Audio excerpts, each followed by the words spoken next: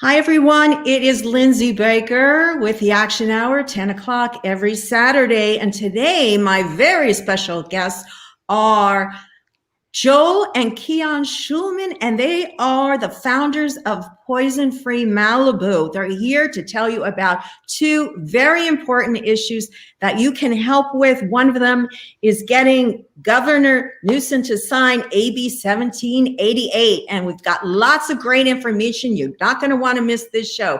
Folks, welcome to the show, and thank you for coming on. How are you today? How are you doing? Oh, just great. Thank you so much for inviting us. We love Jane Unchained, and we appreciate another interview with you guys. We'll want to do everything we can to support you on these very important issues, but let's just get people up to speed on it. So let me just show them a little bit about the work you've been doing. Here's your, okay, we're having a little technical issue with some of the slides showing. So some of them are showing up and some of them are not. Let me just catch this and see if I can.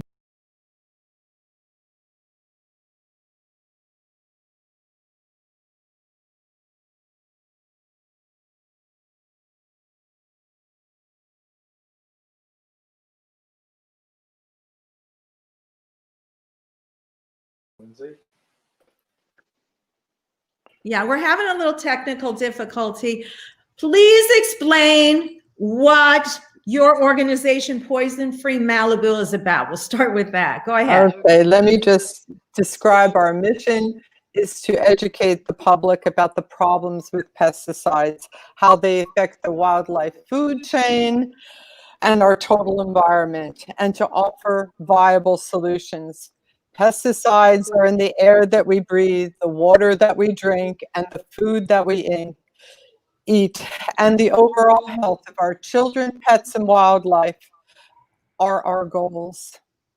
Yes, and I wanted to tell you that I'm getting an echo, and I think you need to take your headphones off because the recording of it will echo and it will not be good. If anyone in the audience, please tell us if there's an echo because I'm hearing it when Kian speaks. So your mission is to educate the public the problems of pesticides. Now we know that they affect more than just whatever insects or rodents that people are trying to get rid of, which I'm not for anyway. But so talk about a little bit how it just doesn't only affect the animals they're trying to kill, but the whole ecosystem. Can you please? Basically, what's happening is that the poisons that are used from not only in our lawns that we are trying to keep away these plants called weeds, we are using neurotoxins and cancer-causing agents and endocrine disruptors on our lawns where our children and pets play just to control weeds. So we are going from one end of weed control to the other end of where we are using rodenticides in these hard plastic boxes that are poisoning 80 to 90% of our predator species, because the rodent who is attracted to these hard plastic boxes, the pesticide companies mix the poison with attractants such as peanut butter, chocolate, or cheddar cheese flavor, which attracts not only the rodents, but our pets and also children. So what happens is the rodent goes into the box, eats the poison, and does not die in the box. This is what needs to be remembered. All of the rodents who eat the poisons exit the box and live for at least 10 days as easy prey for the rest of the wildlife food chain. That's affecting our predators to the 80–90% level, the coyotes, the bobcats, all the way to the mountain lions, which with terrible statistics of poisonings of multiple poisoning events in their system. So we've had approximately 10 mountain lions die recently because of the tertiary effect of them consuming the poisoned animals. Yes, and we have seen, if people want to learn more about this, by the way, they can go to your website, poisonfreemalibu.org, poisonfreemalibu.org. It's right across the ticker there, and /repel/exclude/deter is a section where you talk about that, right? And there's many, many preventative things that people can do. But let's just start. I'd like to just ask you a question about ants. Right now, since it's been so hot, Ants. we've had ants coming into our house. My husband goes and buys horrible poisons. I stopped him, and what I do is I just remove the food, but we have animals. It's very hard. So can you, either of you, Joel, or perhaps you'd like to address that one? Oh, well. You want me to? Whoever. Talking about it. Well, I'll start. Okay, go ahead. But I'd like everyone to review our website because we have a whole section on ants. We love ants, and they are wonderful little workers for our ecosystem. And it goes on and on about what they do to refresh our soil and to mix things up. However, we might not want them in our home. And so when you look at our website revolves around a plan called Repel, Exclude, and Deter. See red. So we have a huge section on how to repel them with natural solutions, how to exclude them from your home, and how to deter them. So exactly so, Jay, if you want to go into some more detail on that whole site, you're welcome to do that. And, yeah. I have a slide of it, and the only way I can show it is if I take you off and you can't speak. Do you want me to show it for 1 second? Yeah. Just show it for one. I apologize for this technical difficulty I'm having.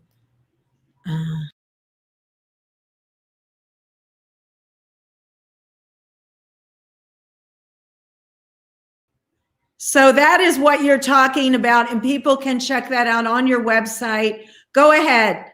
Go ahead and talk about that if you would. Okay, you want to talk about the ants, Jay? Well, let's just talk whatever. about the ants. Yeah, go ahead. People really overkill with the ants. It's not a big deal. But a number of years ago, we were having a general insect problem, and we actually hired one of these natural product companies, which was a huge mistake. Maybe they're made out of chrysanthemums or something, but they kill everything. I mean, all our bees disappeared. We will never do that again. The exterminator companies are total overkill. What we did this morning, we had an ant attack, and it was going for the pet food. And all we did is we took the pet food, we put it outside, and we washed everything, and we got rid of the target food, and then we washed it up. And then what I do is I find out, I put on my glasses and I get a flashlight, and I find out where the ants are actually coming from. And we buy on Amazon a bottle of pure peppermint oil. It's like $30 for a huge amount of years of supply. Pure peppermint oil. You put a few drops in the bottle. You water it down like 20-1, I think is the ratio, and you spray where they were coming in. And you might have to do it a couple of times. A couple of days ago, I sprayed one hole, and then they found another hole. They were marching in another hole. So then I sprayed that hole, and that was it. That's it. You don't have to go mass killing everything. Peppermint oil. I noticed that in my cupboard there were ants as well, so I guess I can spray in there. But you also have to keep everything sealed. That's another thing people need to be aware of. What about citrus oil? Does that work? I understand it's very toxic to insects. Oops, I'm sorry, your mic was muted. Go ahead. Sorry. Citrus oil is a very good idea. We have a lot of good recipes on our line using lemon juice. You just squeeze that lemon juice on your counters. It repels them perfectly. And so, yeah, you can do that. And this is really important to follow up with cleaning up any kind of scrappy food on your counter, or on your floor, or the pet bowls, and excluding the house. We put a barrier of various repellents around the house, so they don't come in that way. But, you know, everyone has a different situation, and I do appreciate different ideas and what people say is their problems, because every issue is different. Our house, for example, is a very old crunchy house, and they're coming up through our floorboards, not necessarily through our main doors here. So I understand the issues of the heat, and I start basically giving them what they want. They need water, and they're hot. So I start watering excessively.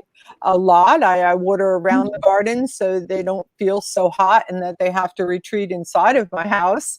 And of course, you know, repelling them, you know, after they're controlled, where you see they're coming in, and you keep your house tidy, and or even, you know, with the pet food bowls and things, they must be removed. Or I do, sometimes I'll put a moat around them, you know, a little water moat, when I know they're active. But basically they'll go away eventually, and it only lasts a day or two. It's not much.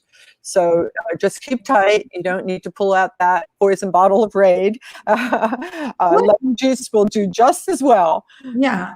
What happens when people pull out that bottle of Raid? I mean, what's the you know, people, they go, oh, it's no big deal, I got to get rid of this right away, let me just spray. What happens when people are continually doing that? Do either of you want to address that?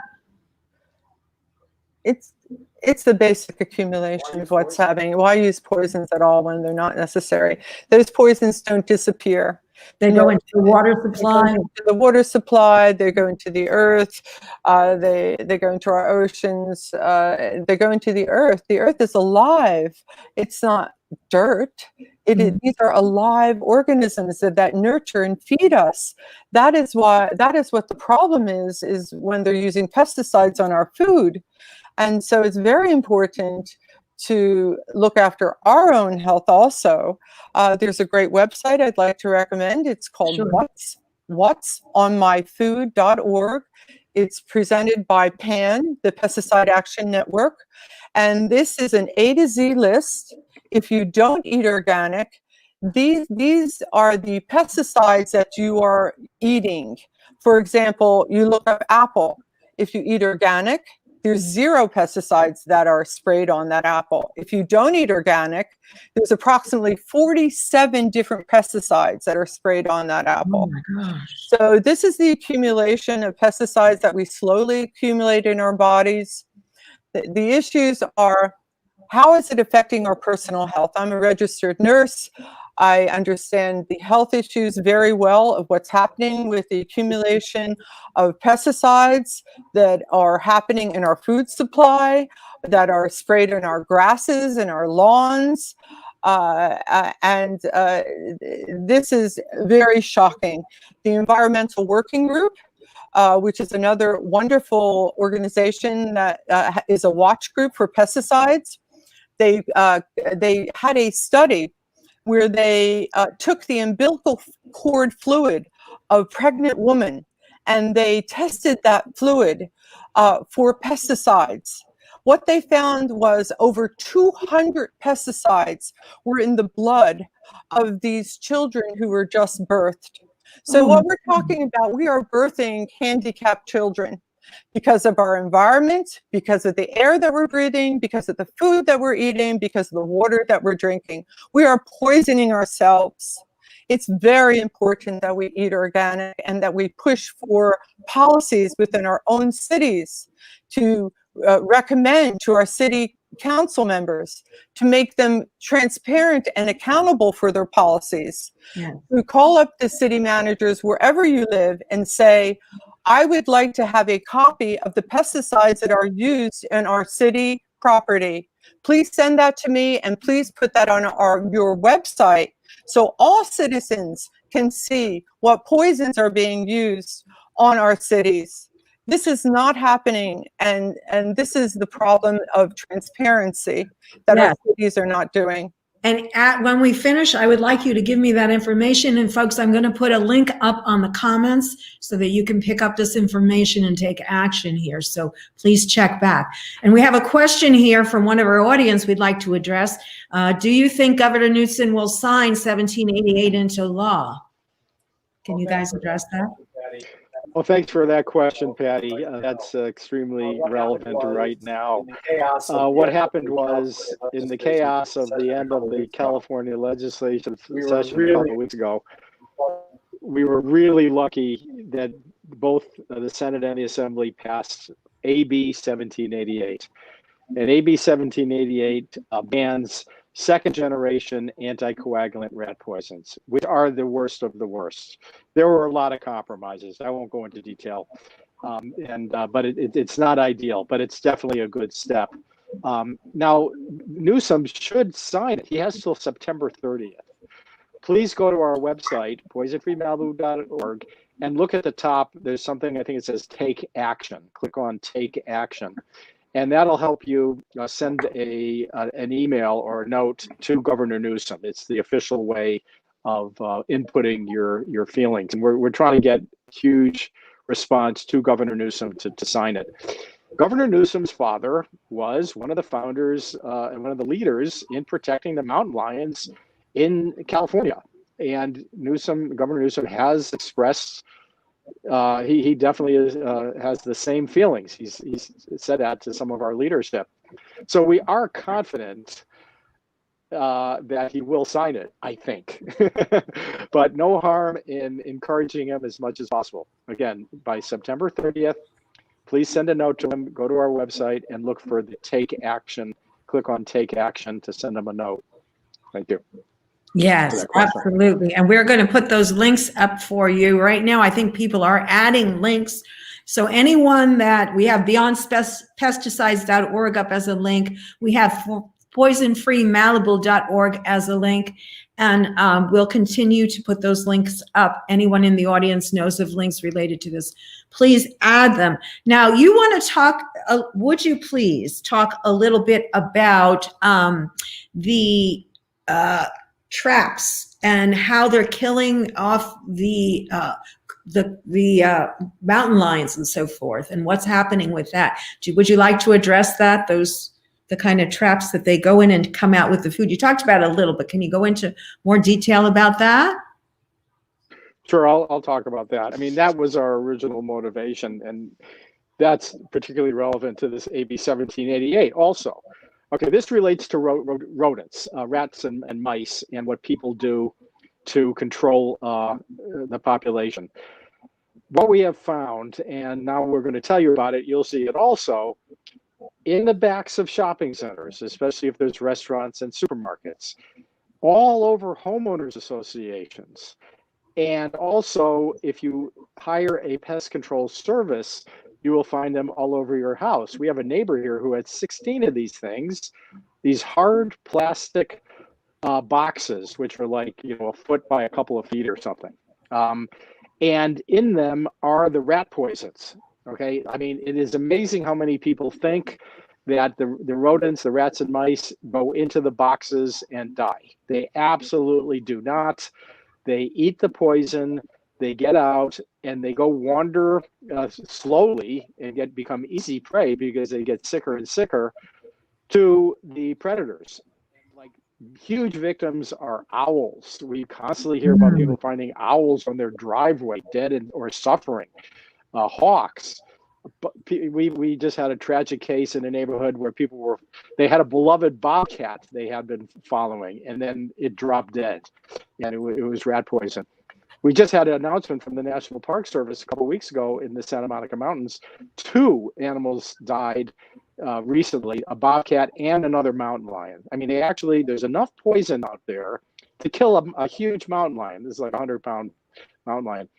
And it's because the rats or mice eat the poisons, they get out, they're really easy to catch by the hawks and owls and bobcats and coyotes, who become poisoned with dozens of doses. It's not just like they eat a poisoned mouse and they die. No, they're eating dozens all over a neighborhood full of these poison boxes.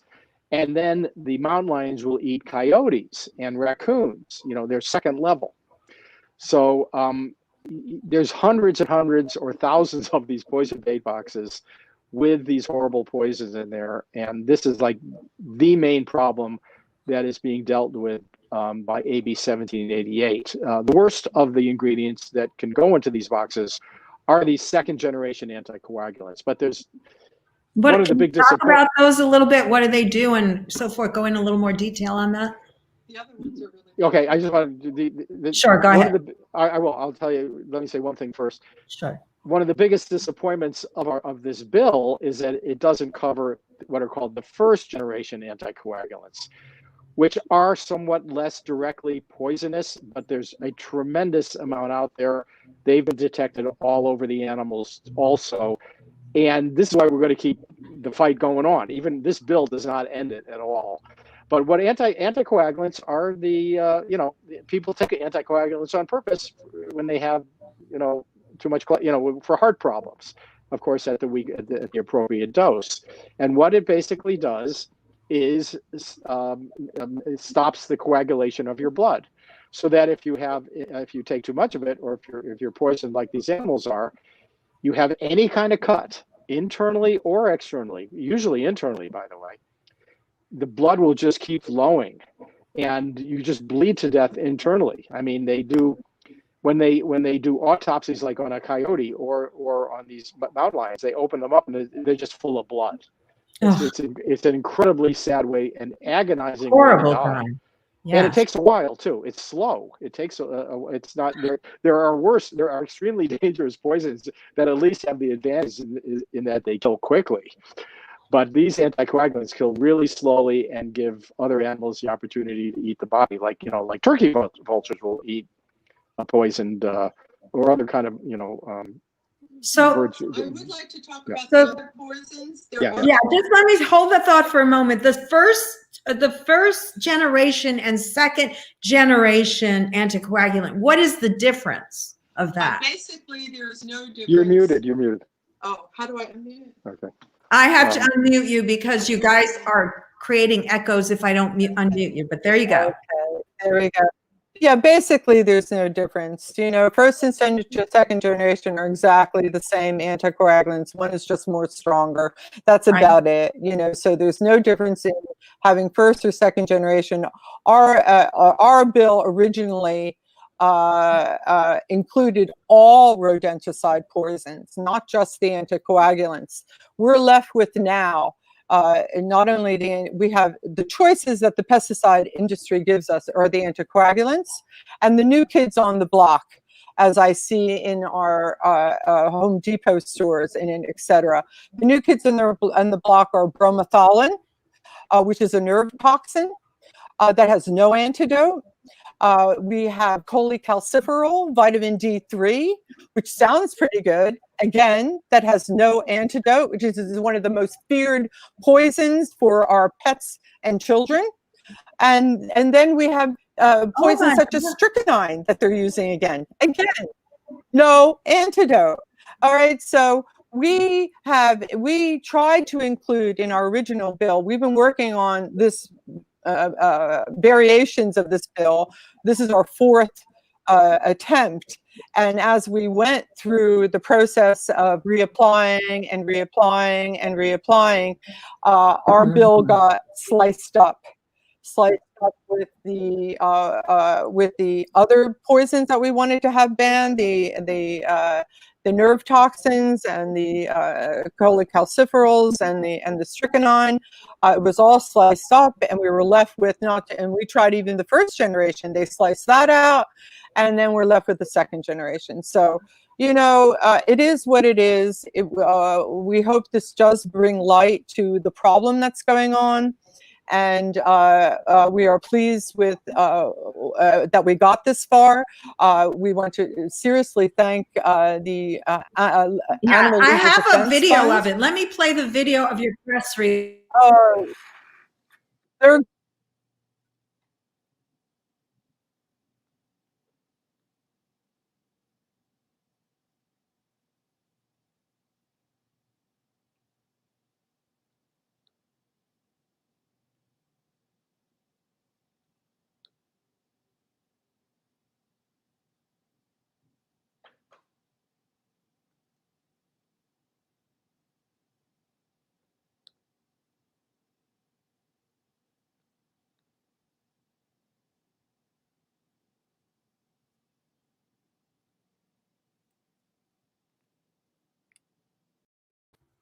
I think that's it. Yes, indeed. You know, this was our third try trying to do it alone. We are educators and researchers, and we thought we had it down going to the Assembly and to the Senate. We thought, oh yeah, here's all the evidence. You have no idea the power and the billionaire money and the lobbyists that are behind the pesticide industry and big ag. They have stopped us from the very beginning, threatening us. Big ag had to be exempted from the very first. We were told, I said, well, they're poisoning our food, and they got to stop using this poison too. And we were informed very clearly by our assembly members, we must excuse them firstly, or they will kill our bill, because they're so careful with their lobbyists and their need and their profitability of poisoning our foods that they will kill us. And what has happened also is that we learned that as we went through 3 bills without a lobbyist, they have permanent the pesticide industry have permanent lobbyists in Sacramento. So whatever we tried to move forward, they would move in personally to all of our assembly members and spread their lies and their misconceptions and their exaggerations and their fear and mongering stories. It was very sad to see how we couldn't move forward because we didn't understand their game playing and their money ability. That's why we're so grateful to the Animal Legal Defense Fund. They finally came to us on the 4th try and they said, we're going to get, I said I wasn't going to do this again without a lobbyist, because I was told you have to have a lobbyist. Well, they're expensive, and we were told something like 50,000. I thought, oh my God, how am I going to get that amount of money? But I thought, okay, I'm going to figure out how to do a fundraiser. I've never raised anything before. Yeah. And to my surprise, they gave us a call and they said, we were watching you and all the work that you've been doing, and we want to support you and provide a lobbyist. So this was a tremendous boost to this 4th try. They are to be commended hugely to moving this forward. Besides, of course, our wonderful Senator Henry Stern, Assembly Member Laura Friedman, and Assembly Member Bloom, who have worked tirelessly, to move this forward. Yeah, and the idea that animal agriculture can block this kind of legislation, what can the public do? If people are watching this and are enraged by the fact that they are poisoning us and are exempt from the law, that they can do whatever they want because they have money, but we have the power of the people. How can we mobilize people? How can we get people behind this? What's it going to take? Okay, Joel's going to talk about exemption here. Go ahead, Joel. The most practical way to do it, which is a partial answer, is to reverse preemption, what's called preemption.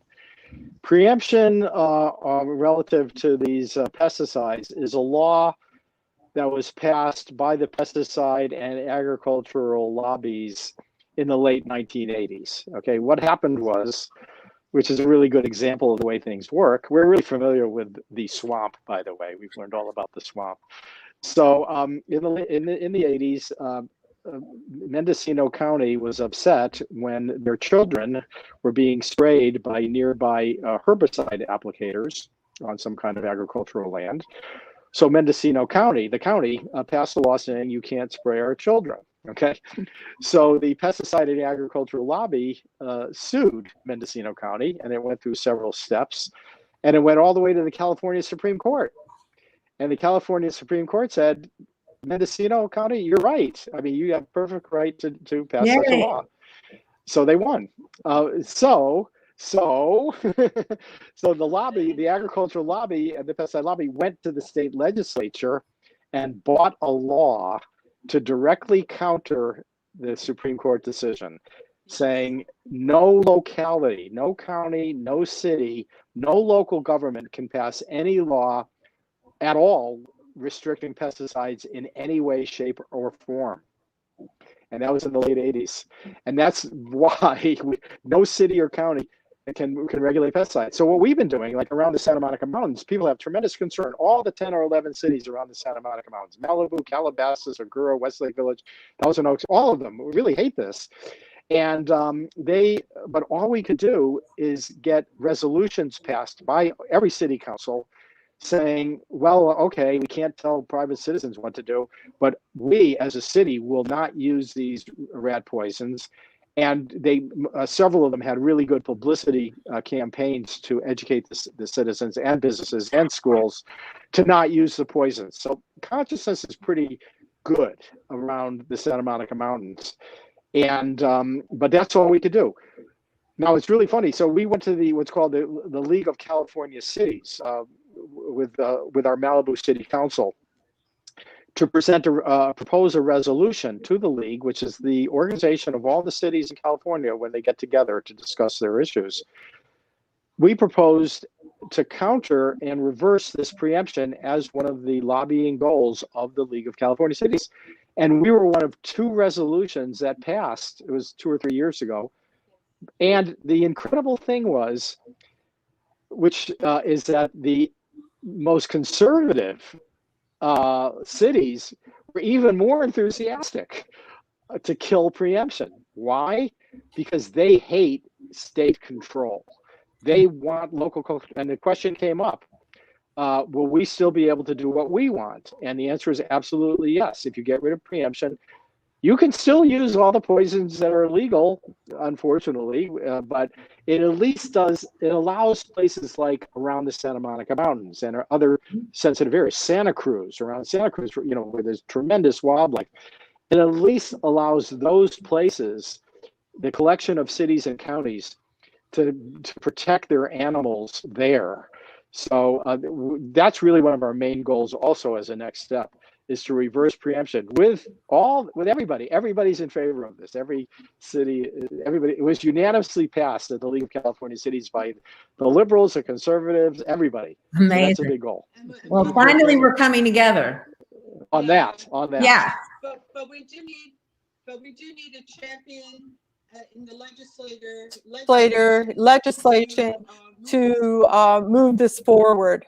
So this is our main target now, is to reverse preemption. And we do need a legislator to champion this. So we're waiting for maybe the next session for things to calm down after 1788. But this is the true answer to banning all pesticides within the city. I just like to mention, it's not just the resolution that a city can do to ban rat poison. Malibu went even further than this. Malibu passed a pesticide-free policy where no pesticides are used in the city-owned properties since 2016. It works. We don't need these pesticides. They're poisoning our wildlife, our pets and children. And Malibu is a clear example. We passed an earth-friendly management policy. Please look that up. What that looks like is a green policy. We passed here, which is critical to the earth-friendly management policy, is a lid lock ordinance that was recently passed to complement the pesticide-free policy, because the main problem in Malibu, as I have seen in every city of the 10 cities I worked in helping to pass resolutions, they have the same problem of exposed trash. Okay, they're dumpsters. In Malibu, I thought we were the pigs over here, with our dumpsters were our dumpsters had no lids. Our dumpsters had warped lids. There's no way to close the lids. They were overstuffed with trash flowing all over. And the businesses, when they see a rodent running around, they immediately call the pest control operators. Yeah. And then what they do is they don't tell them, control your trash.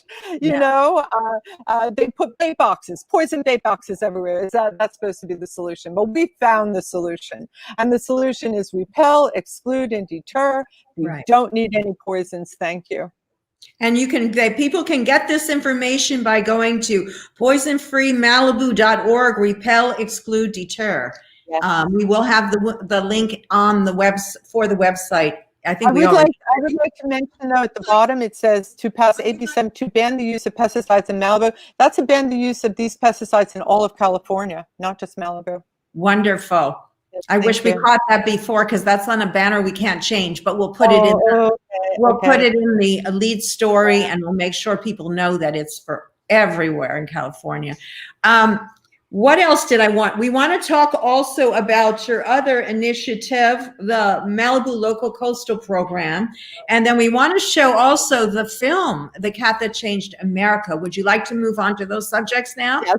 Okay. So do you want to talk first about the Malibu Local Coastal Program? I have so many beautiful slides. I'm just gritting my teeth. I don't know why they're not working, but go ahead. Do your best to I'm sure you can explain it beautifully. Okay. The Malibu, the local coastal program. What is that? Okay. How many people are familiar with or have heard of the California Coastal Zone, the California Coastal Commission? This was something created in the mid 70s to preserve as much of that the state could of access to the coast, and it actually goes in quite a bit inland also. So as I said, cities and counties cannot regulate pesticides. However, if your city or county or you live in the coastal zone, then you're under the special jurisdiction of a state agency, the Coastal Commission. And you can get your locality, with the cooperation of your locality, you can ask the Coastal Commission to ban pesticides in your city or county within the coastal zone. Now, you have to look up the coastal zone. It has a really weird boundary. So it's not at all what you'd expect. You actually just have to look it up, go Google it, and you can see in your own area. But for example, and there are a lot of places are not in it that you think there are. But cities that are in the coastal zone are Malibu and Laguna Beach, most of Laguna Beach, and like Carmel. But then other places like you'd think like Santa Cruz. Okay, well, obviously Santa Cruz, but no, actually go take a look. The coastal zone boundary just goes in, a few hundred feet from the ocean there, and then on either side of Santa Cruz, it goes way up into the hills outside the city boundary, which did protect that Santa Cruz County outside the city of Santa Cruz, for example, is well protected against pesticides, but not the city itself. So anyway, if you live near the coast, please go look it up, and then go to your local politicians, your city council or county supervisors, and ask them, hey, go see what Malibu did. Go see what actually LA County did it too. In the Santa Monica Mountains, this coastal zone is split between the city of Malibu and Los Angeles County. And the LA County in 2014 banned pesticides in its portion of the coastal zone, which is really big. It was wonderful. And we're going through that process now. In fact, we talked to the Coastal Commission yesterday about this exact issue, and they're very favorably inclined. So if you're go look it up. If you're near the coast, see if you can do that. It's a great way to ban pesticides and protect the animals at least somewhere, so that they have some protected place they can thrive. And we got plenty of mountain lions in the coastal zone. We got all kinds of great critters. So wonderful to think of them without having poisoned. It'd be great. Yeah. I mean, that's a huge thing. And people, whether they live on the coastal zone or not, can write letters to Governor Gavin Newson, and as well as contact your organization. There's actionable items on your website. Is that correct? That people can take action from there? Well, right now we've dedicated our Take Action page. Like I said, go to our website, look for Take Action. It's a menu item. And it's all about AB 1788 at this point. We changed that. But also, can we give you our email address, which is very easy to remember, and definitely contact us with any questions, or like if you want to get something started in your community. We do this all the time. People from San Diego or Rancho Mission Viejo, people contact us, and we help them get started. We have a lot of experience. We started off knowing nothing, and now we know a lot. And our email is poisonfreemalibu, one word, at gmail.com. At Gmail. We definitely welcome questions. That's fantastic. I will definitely put that in there as well so people can get in touch. So this is an issue that just isn't, I mean, everyone should share this video out as well. There are people you may say, oh, you know, people who don't care about animals. How about it's about affecting everyone, the planet, the animals, the children.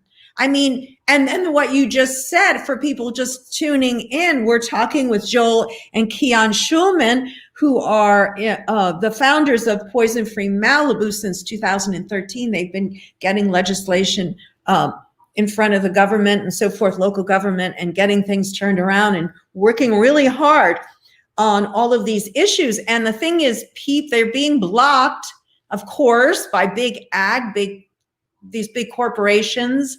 And how can we fight back? Well, we need your help, and you can contact them through their website and help out. We're going to continue to talk about this as well.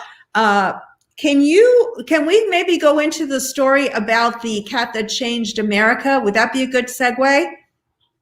Yes? Okay, let's do that one. I'm going to unmute you both though, because I have you muted. Okay. Yeah, Tony.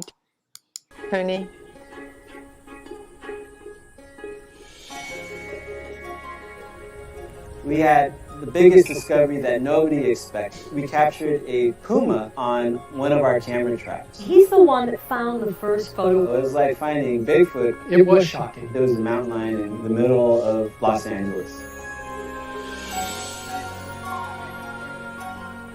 So we call him P22, the 22nd puma we've captured in our study. P22 really has become a symbol of urban wildlife. He's the Neil Armstrong of his kind. We had this miraculous journey. He had to cross two of the busiest freeways in the country. The first start to his amazing story. It was one small step for cougar kind.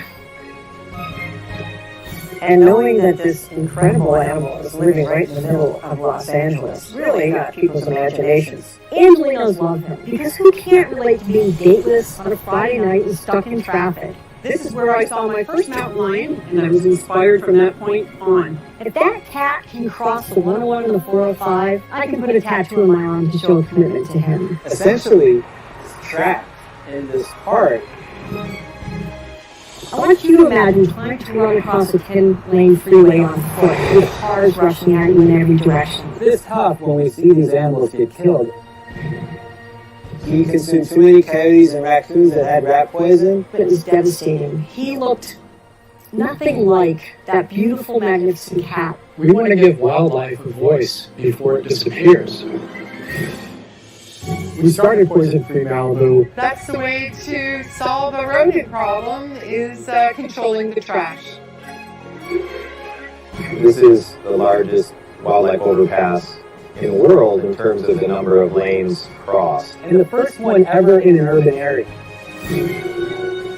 We got to do it. I want my grandchildren to be able to say that mountain lions are here because LA Angelinos chose to make it more hospitable for them. P22's celebrity has influenced us to change our thinking and see cities and our human spaces as acceptable places for wildlife to thrive. P22 truly is the cat that has changed America.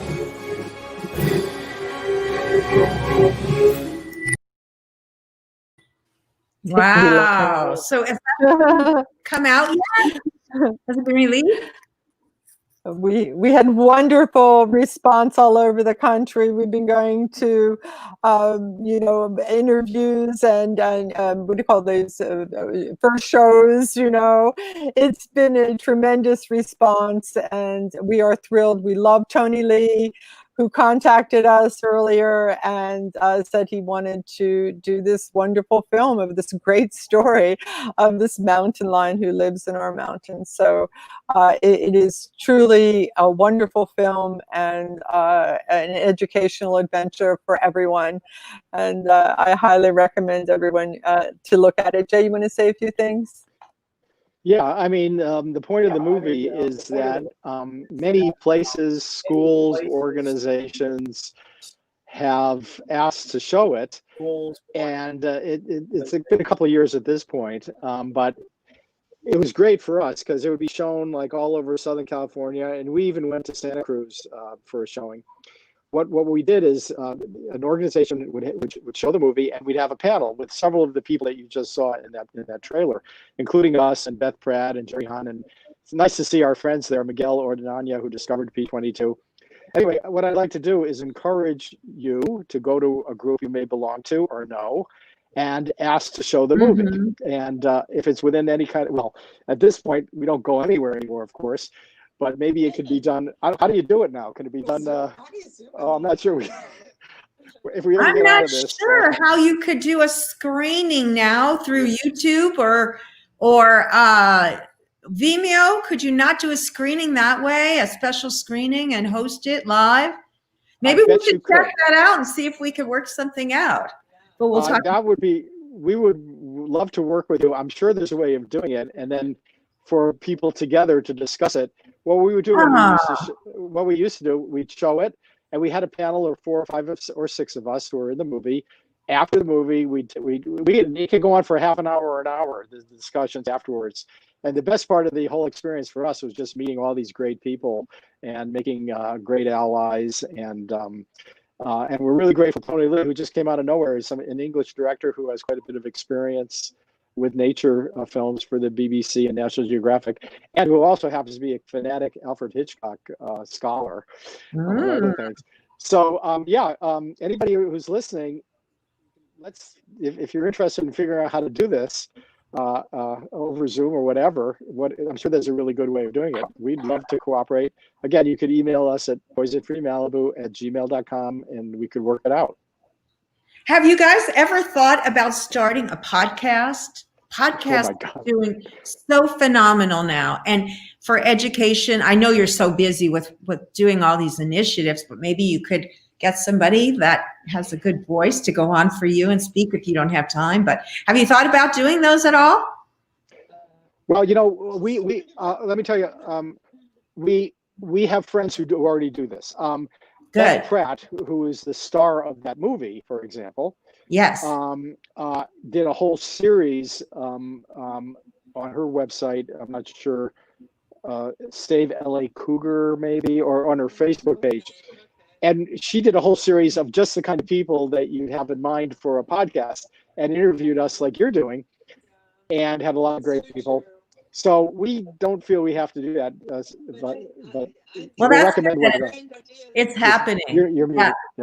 Yeah, that is happening. Are you muted? I think you're muted, Kian. You're muted.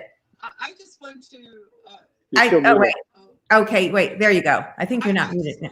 I just want to tell you how much we appreciate the exposure of the news people. It is only because of what you do, is because what you expose people, you demand transparency, you put hard questions to these agencies or the public or who's doing poisoning or what. I mean, it was only because of you that, for example, Poison Free Malibu got started. I mean, we were reading newspaper articles in our local paper, and with the LA Times. We love the LA Times too. They do great examples. But how we all got started was just our local papers, and it was a wonderful news story about how this mountain lion P25 was found dead at Point Magoo State Park in our local park area here. And we thought, wow, how does a mountain lion die? And I was pretty upset, and I called them up, and they told me rat poison. And I said, wow, I mean, how does a 150-pound mountain lion die from a mouse who weighs less than an ounce? And that's what started Poison Free Malibu getting started. Joel is the master researcher here, and he went online and he pulled up all these files of the research that was going on in the mountains here. And we were stunned to find out that 80 to 90% of our local wildlife was being poisoned by these rodenticides. 80 to 90, that's a staggering number. It's stunning. It's a stunning number, and it needed exposure, and that's what you guys did, and you continue to do. And I can't thank you enough for this interview and interviewing people, you know, that exposes these the pesticide industry, big ag, because you know, no one's doing it. You know, no one's You have to. doing it, and you have to get the word out. You have to get the word out. You have to make them responsible. You have to make them transparent. You have to demand from your city manager a list of all pesticides that is used by our city, and that's got to be transparent. We got to break the cycle of poisoning our children, pets, and wildlife. There's approximately 50,000 dogs a year that is poisoned accidentally because they make the poisons with this, as I say, flavonoids, 32 different flavonoids of peanut butter, chocolate, and things such as that. And that's why our children are also being accidentally poisoned. At least 10,000 a year are poisoned every year because it tastes good. 10,000. Yes, it's amazing statistics that are happening. We have to get rid of them all. We don't need them, and there are plenty of alternatives that poison our wildlife, pets, and children. This would be have huge impact if we could get rid of pesticides, but we've got huge pushback from the powers that be on the other side. So people need to really mobilize. This is your life, folks. Yes. Yeah, Of course, we have 9 minutes left. I want to give you guys time to talk whenever you want. Go ahead. 9 minutes left. Okay, I mean, we already covered what's the problem in commercial areas, which is that, hey, stop actually breeding the rodents with your dumpster garbage. I mean, that actually is the main problem, that people are actually breeding rodents. So stop doing that. For householders, okay, what do you do in your house? The number one thing, and we went through this ourselves, you have to seal up your house. And if you can't figure out where the holes are yourself, hire a rodent proofing or rodent exclusion company. We did that a few weeks ago. We had to do that. We had, especially mice are really tiny. They get to anything. We had the guy, a really great guy, come out 3 times. And the 3rd time we finally found this tiny hole that the mice were getting into, and the mice went down to 0 from like 10 a day to 0. It was crazy. It was really crazy.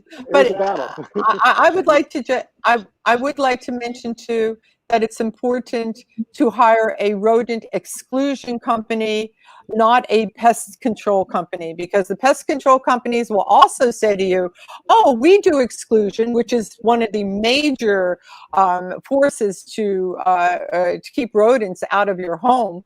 We'll do the rodent exclusion for you, but we'll also line your home with poison bait boxes for the safety of your children and pets, of course.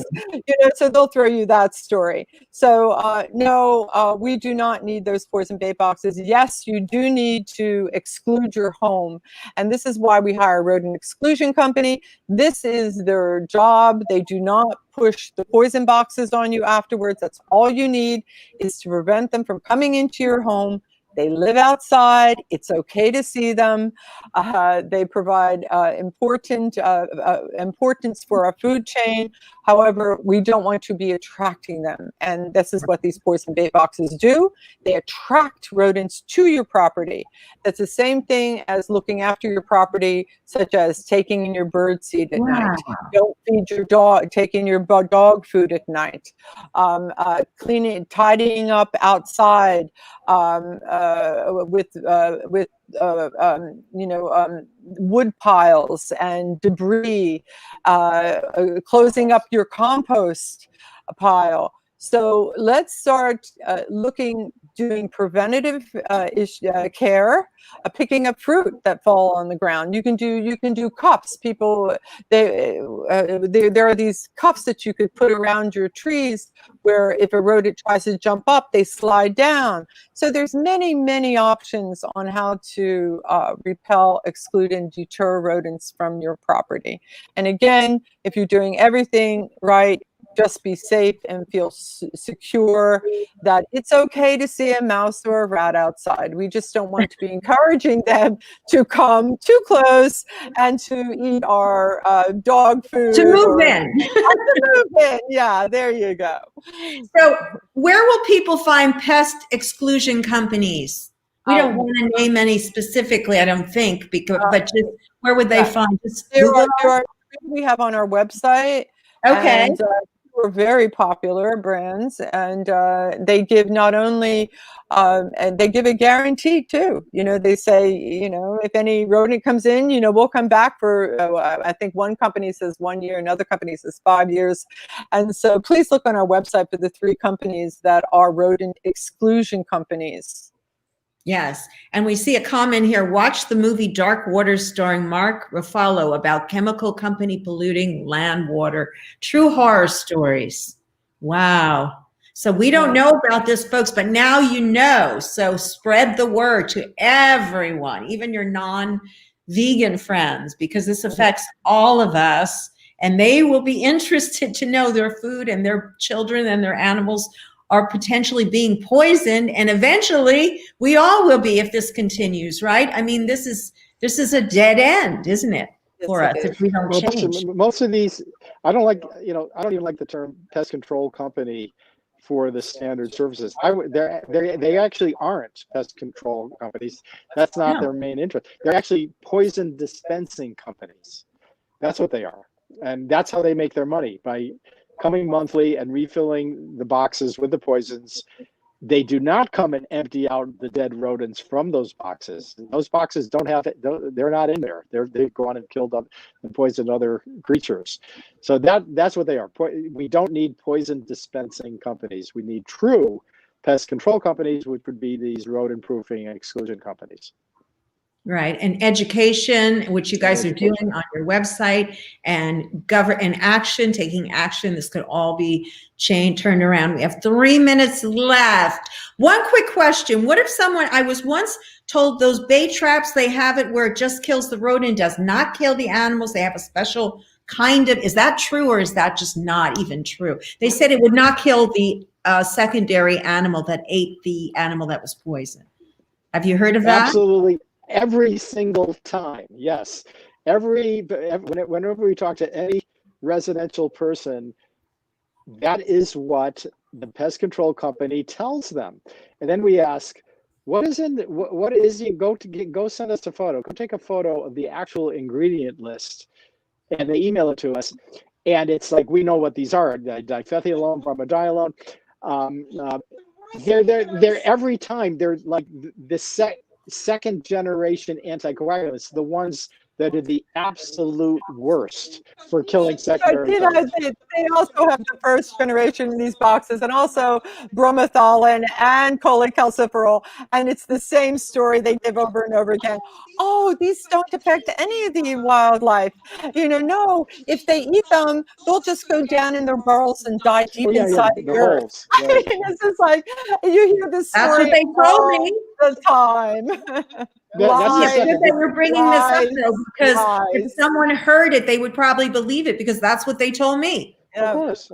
And by the way, even the Department of Pesticide Regulation, which is basically very closely associated with the pest control lobby themselves, it's the California Department. They're the responsible state agency. Things were so bad that in 2014, they themselves, without the legislature, introduced new laws forbidding consumers from using second generation anticoagulants. You couldn't go to your hardware store and buy them anymore, but they exempted their buddies, the companies, and we all told them that is not going to work. We told them then. So that's why we finally got this law passed, because we actually documented the fact that the animals were being poisoned at the same rate. But the nice thing is that the Department of Pesticide Regulation in 2014 documented the 80 to 90% poisoning rate of animals and all the deaths. They themselves documented it, so it's all proved. It's all scientifically, and there are lots of papers on it. The DPR, and it didn't help. The last words I want to say is the DPR works hand in hand with the pesticide industry and big ag. They represent them, not us. Yeah, we actually, one of our our coalition members, Raptors Are the Solution, sued them to force them to recognize the fact that their 2014 regulations failed, that it was not consumers. And they actually succeeded in getting DPR to go through this process again, which they're now in the middle of, which could take years, but at least they're in the process. And you want to talk about the pest control, the And DPR? actually, where time is up, but just one quick word because we have someone else is coming on real quick. Go ahead. One last word. Did you want to get in? The DPR. You want to talk about the DPR? Well, the Department of Pesticide Regulation is not our friend. And then the person is now. We invite them on at any time, but we have to invite them on at any time. So we don't want to, without having their side of it. But it sounds like from what you're saying, you've got proof, you've got lawsuits, you've got documentation. It's all there for people to check out. This has been an amazing hour. I do have to end it now because our time is up. I would love to have you on again. Perhaps in a month or so, a couple of months, if you have more information to bring us or just to bring back this message, because we really want people to act on it. We need you to act on it now.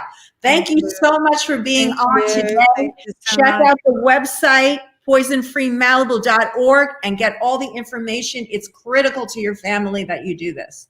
Thank you. Thank you so much, Lindsay. Thank you, Jane. We love you. All right. Stay on. I'm going to just end the broadcast. Bye, everyone. Tune in next week for more interesting information like this.